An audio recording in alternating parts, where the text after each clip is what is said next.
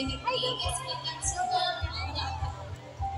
Now, if you were to compare Tweety right here and Nigel up there, so obviously Tweety has the yellow crest, while Nigel has a pure white finish. Now, lastly, right there, we train our next Exarchalucan cockatoo snow, also known as the salmon-breasted cockatoo because of their pinkish white-colored feathers.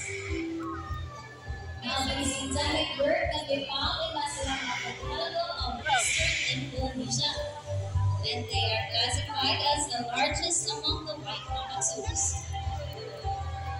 So its scientific name is Nakatsuma molossensis.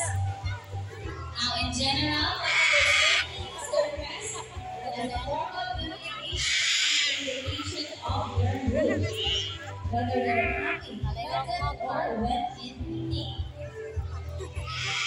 As you notice, cockatoos can be loud and can mimic a